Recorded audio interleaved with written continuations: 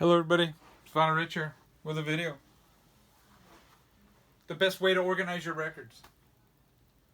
Now, when I first bought my shelving, I took all my records out of the closet here, all the records out of the closet in the other bedroom, all of my records out of the closet in the hall, and I just threw them in. They weren't really organized, they were grouped, but not really, organized.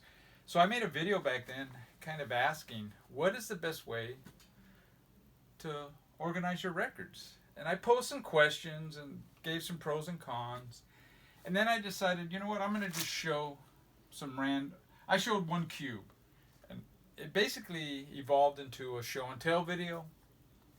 So I thought, now that I do have them pretty much organized, I would make a video. And on the best way to organize your records. Now, the best way for you to organize your records is so you can find them. Not him or not her, but you. If no matter how you do it and you're able to find what you need, it's a success.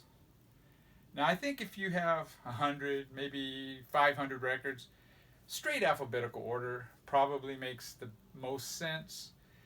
But once you get into 1,500, 2,000 records, I think you might have to break it up into some genres.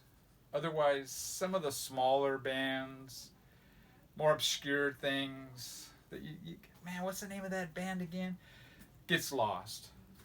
So I thought I would show what I did. Now, what I've done is these first two rows are all punk. Then I got 60s, kind of garage, psych, but it's not all garage and psych. It's just smaller 60s bands. I'll show you. Then I got the revival bands, the 80s garage revival and Paisley Underground stuff. And at the end of those two sections, actually at the end of all those three sections, I have the comps. After that, I have my more mainstream stuff, your rock, your soul, And back here I have jazz, blues, and country. So that's how I broke it up. So let's start. Give you an idea. Let's start here. Okay. First cue, we got Rick Agnew, guitar player for Adolescence, Christian Death. His solo album. Let's see, what do we got here? We got Christian Death. Rick Agnew's on that. Now, let's see if I can get something else. Circle One. John Messiah's band. Dude that was killed by the Santa Monica Police Department. Here, my third one, we got the Cramps. What is it? Werewolfing After Dark. It's a really good bootleg. Okay, I did that one. Let's do this one. Died Crucian, Oktoberfile. Very cool band. I think from Chicago or thereabouts. Let's get this one. I know this one. Jerry's Kids, Boston hardcore band. This Is My World. Fantastic punk rock album. All right. Mr. T Experience. Everybody's entitled to their own opinion.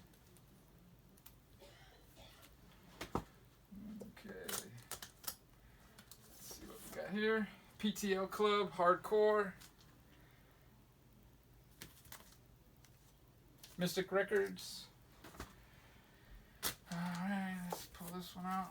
Alright, Sam Hain, November Coming, Fire, their third album. Fantastic band. And what do we got here? Toy Dolls, I believe London, English band, kind of humorous stuff.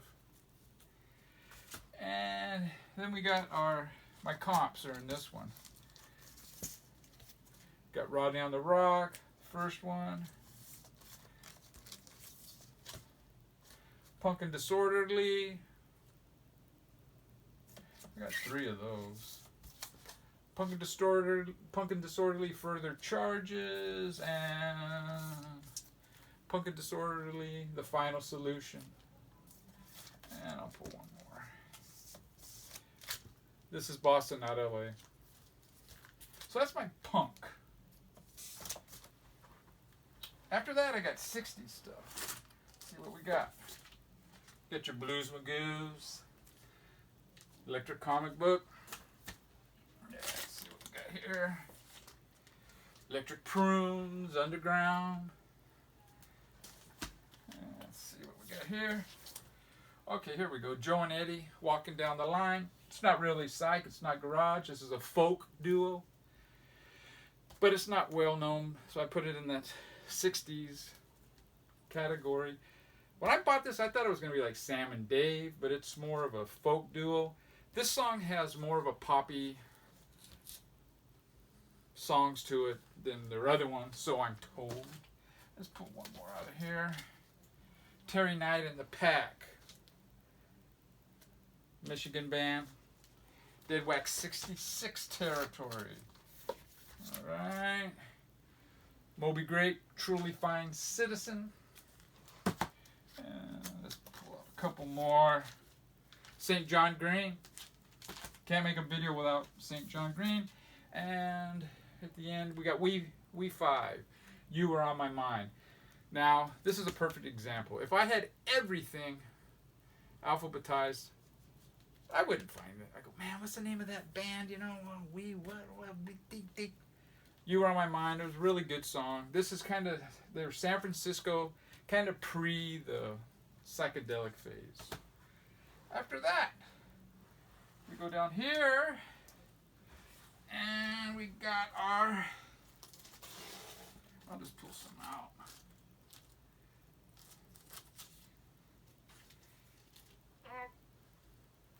Oh, you know what? I just forgot. At the end of the 60s, I do have my comps. You got the Autumn Record Story. This is a San Francisco record label. It's got Sly Stewart, who was Sly Stone, The Great Society, The Mojo Men, The Bull Brummels. Back from the Grave, one of my favorite garage rock series. And we got rare Mexican cuts of the 60s. All right, now let me get my, here's my revival ones. Chesterfield Kings, New York Band, the Flesh Tones up front. I believe another New York band. Can't really see that, I don't think. And Yard Trauma, Arizona band. The Hogs Ear Report territory. This is a great album cover, man. And I pulled a couple of comps from, this is the Battle of the Garages Volume 2, garage rock. Those 80s garage rock bands, they were kind of better than the original ones, you know. The Rainy Day, this is a Paisley Underground people kind of just playing together on a comp. Rainy Day, it's called. And the last one I got here is the Wharf Rat Tales. It's got Rain Parade, The Last, Leaving Trains, yada, yada, yada. So after that, down on the bottom here, I got my mainstream stuff.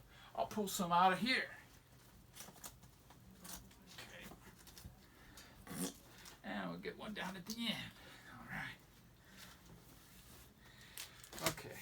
So, the example of my mainstream stuff is the Byrds, Dr. Byrds and Mr. Hyde.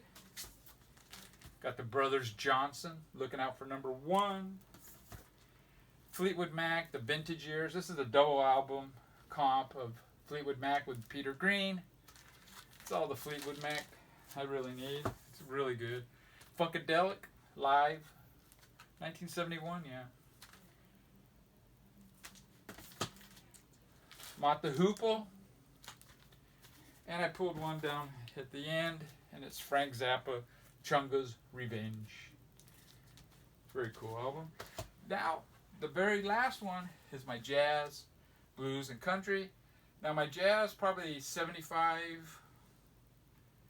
to 70% is Miles Davis. So I'm going to pull one from the front, and I'll pull one towards the end. That way I don't show Miles Davis. It's Gary Burton Quartet in concert. Very cool. I dig this guy. Late 60s, early 70s. And Wayne Shorter. Played with Miles Davis. Played and founding member of Weather Report. And finally, I'll pull... let's see. And I'll get a country. All right. Too Bad Jim, R.L. Burnside is my blues. And Buck Owens Hot Dog. Really cool. This is a later Buck Owens album. Starts off with Don't Let Her Know, A11, two traditional sounding country songs, but then it goes into Summertime Blues, the Eddie Cochran song, the song that The Who covered. Memphis, the Chuck Berry cover. His version of that is maybe my favorite version. And Hot Dog, a Buck Owens rockabilly song that he released, I think, in '59. That's it. That's the best way to organize your record collection. I broke it up into 7 different genres. Oh, I do have some soundtracks in that. But not many. Oh, you know what? I do have one little group that I've separated by record label. Let me pull some of those out. Ugh. I forgot about these. This is my Void records. Kazad Doom, level 6.5. This band is really good. Early 70s rock. 1970 came out. The vocals are a little meh. A Joint Effort, The Final Effort. This starts off with the Battle of New Orleans, which is kind of off-putting. It's recorded live, I think, at a college campus. I remember those college campus gigs. Sea Change, Cardboard Village. This is a trio. Guy with acoustic guitar, a young gal on flute, and another guy playing percussion. This is a real good one here. Bliss, Return to Bliss. I believe they have 2 albums. Here's a folk one, Richard Suter, Episodes. 78. See, I mean, Richard Suter, I wouldn't remember that, you know? So, this is kind of a weird that I put them in together by the label, but that's the best way for me to find these. Burnt Suit. And I'll show one more. Millard and Dice. I do have probably 6 or so more on Void records. I mean, like if you're a jazz collector, you might want to put all your impulse together. But I mean, I have probably a dozen or so of these, so it's not hard to find them. If you had 100 or something, I don't think by record label is the best. So whatever works for you is what is the best way, is the bottom line. I think if you have 500 or less, just do it alphabetical order. After that, by genre. Dodgers got one more game with the Yankees. Yikes.